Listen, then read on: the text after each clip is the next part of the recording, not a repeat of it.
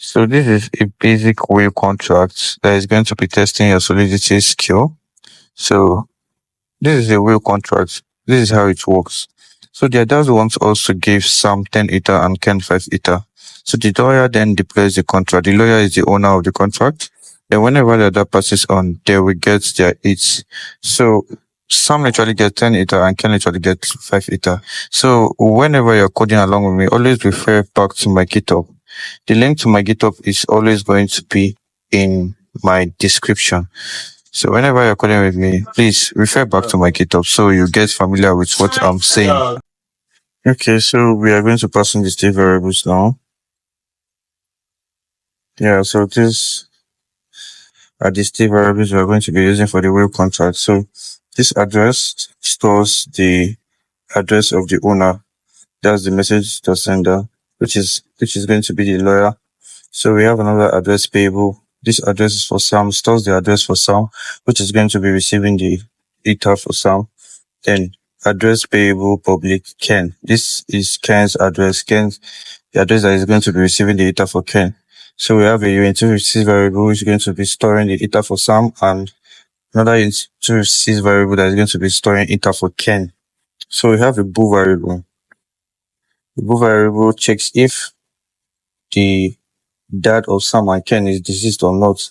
Then we have the bool is shared. This variable checks if the properties have been shared or not. So we are going to be coding our functions next.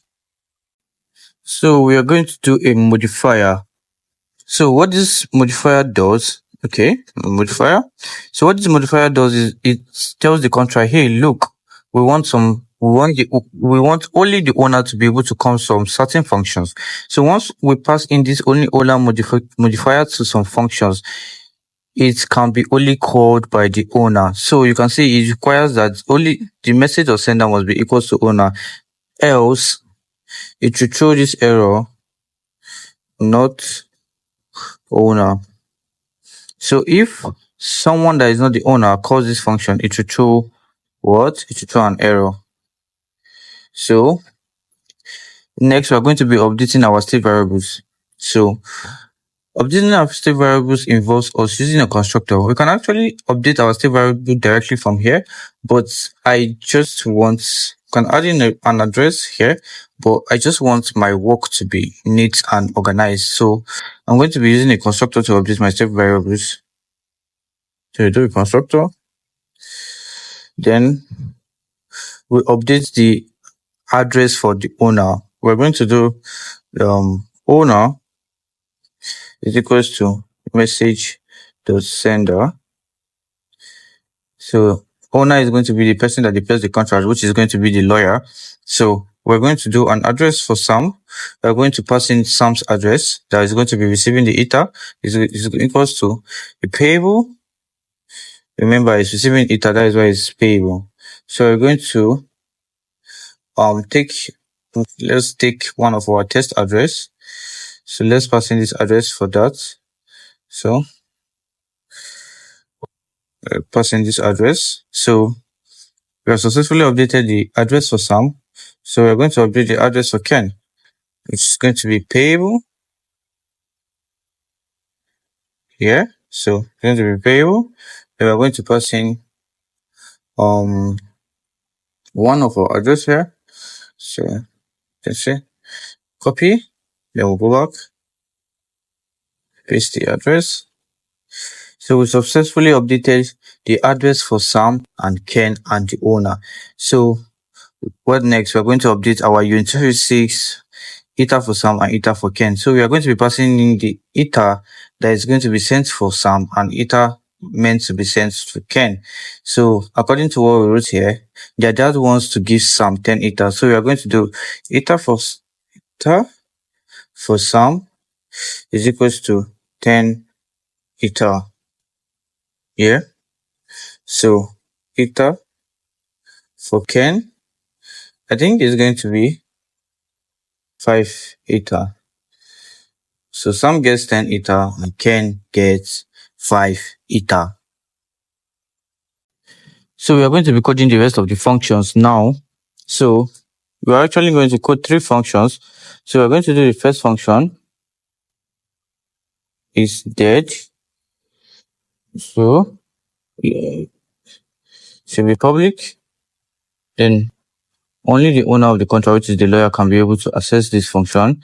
Then another function, we're going to do function share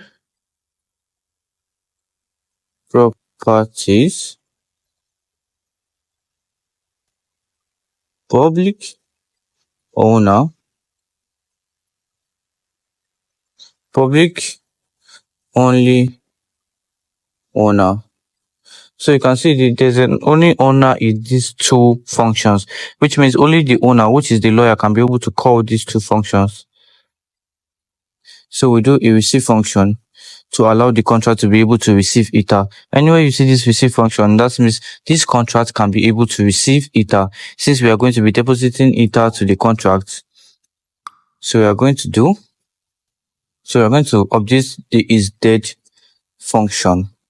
So this is dead what this is dead function basically does is to trigger this is dead. So we want to tell the contract, we want to trigger this is deceased. So we are basically trying to tell the contract that, okay, look here, the father of Sam and Ken is deceased. So we want that to be true. So we are going to do is deceased. So is deceased is equals to true. Yeah.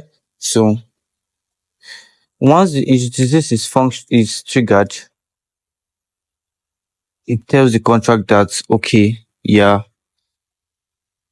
the father of Sam and Ken has already passed on, so he's dead. So let's do a require. So what we are basically going to do in this require statement is that we are going to tell this contract that this function can only be called when the father of Sam and Ken is dead. So it is going to require that is deceased. It's going to require that the father of Sam and Ken is deceased. If not, if the father of Sam and Ken is not deceased, if his disease is false, then it's going to throw this error. Wheeler is not dead yet. So if the father of Sam and Ken is not dead yet, it is not going to share the property. But if we trigger this is dead function, it will be able to share the property. So we are going to send ether to both Sam and Ken in this share properties function.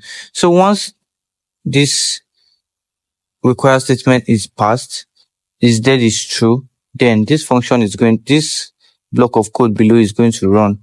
So we are going to do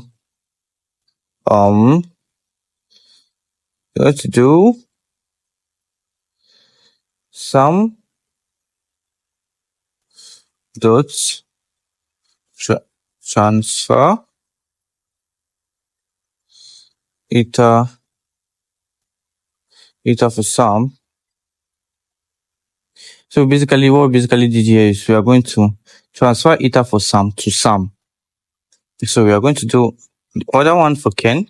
I'm going to do Ken dot transfer